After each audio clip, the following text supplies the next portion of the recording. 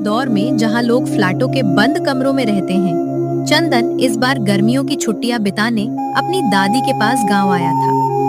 चंदन के लिए सुबह का मतलब अलार्म और रात का मतलब सोशल मीडिया था।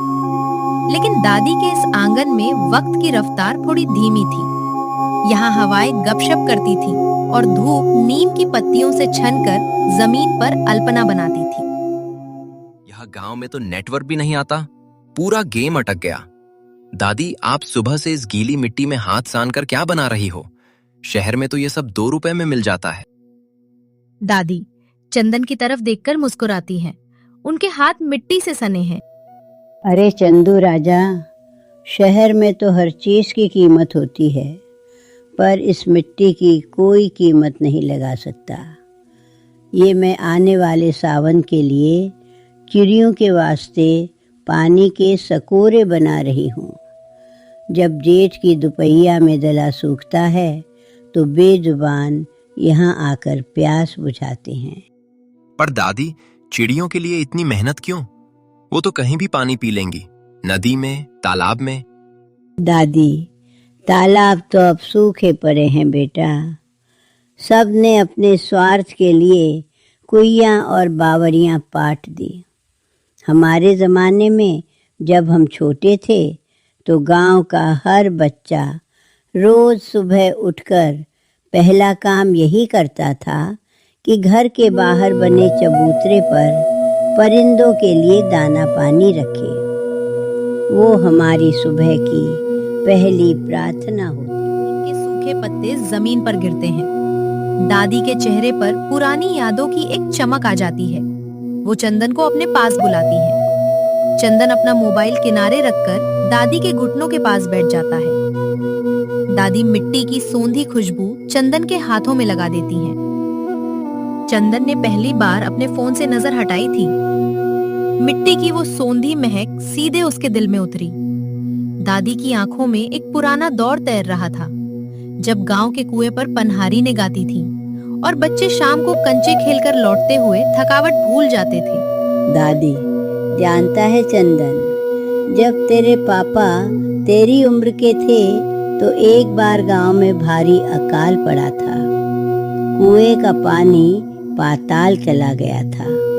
तब इस नीम के पेड़ ने ही पूरे घर को बचाया था। इसकी छांव में बैठकर हम सब रात काटते थे। फिर पापा ने क्या किया था दादी?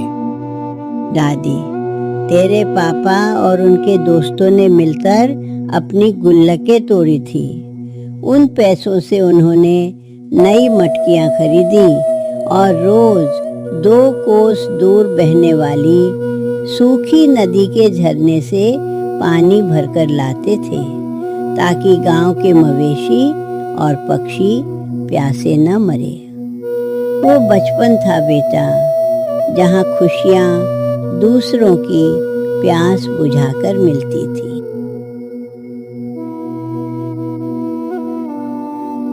दादी, पापा तो अब शहर में सिर्फ काम की बातें करते हैं, वो ये सब कभी नहीं बताते। दादी, शहर की भागदौड़ इंसानों से उनकी यादें छीन लेती है चंदन। इंसान पैसे कमाने के चक्कर में ये भूल जाता है कि असली सुकून तो इस मिट्टी से जुड़े रहने में है। चंदन थोड़ी देर शांत रहता है, फिर वो अचानक उठता है और दादी के पास रखी गीली मिट्टी का एक बड़ा सा पिंड अपने हाथों में उठा लेता है। वो खुद एक सकोरा बनाने की कोशिश करता है, जिससे उसका चेहरा भी मिट्टी से सन जाता है। दादी ये देखकर खिलखिलाकर हंस पड़ती हैं। पुरानी यादों के इस झोंके ने चंदन के भीतर के उस बच्चे को जगा दिया था, जो तकनीक के पीछे छिप गया था। उसने समझ लिया था कि जो सुकून इस नीम की छांव और दादी की कहानियों में है, वो दुनिया के किसी वीडियो गेम में नहीं। चंदन दादी, देखो, मैंने भी एक कटोरा बना लिया। भले ही ये थोड़ा टेढ़ा मेरा है, पर इसमें चिड़ियां पानी तो पी सकती है ना? दादी, बिल्कुल पी सकती है मेरे लाल। ये टेढ़ा नहीं है, ये तो सबसे सुंदर है, क्योंकि इसमें तेरे मन की नेकी शामिल है। दादी, अब से मैं हर साल यहाँ आऊंगा और शहर जाकर भी अपने फ्लैट की बालकनी में रोज चिड़ियों के लिए पानी रखूंगा।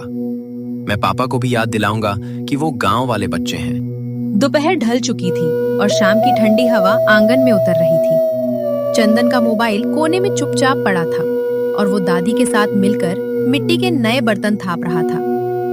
कागज की कश्तियां और मिट्टी के सकोरे भले ही छोटे दिखते हों, लेकिन यही वो धागे हैं जो हमारे आज को हमारे खूबसूरत कल से जोड़कर रखते हैं। इस कहानी की खासियत शुद्ध देहाती और भावुक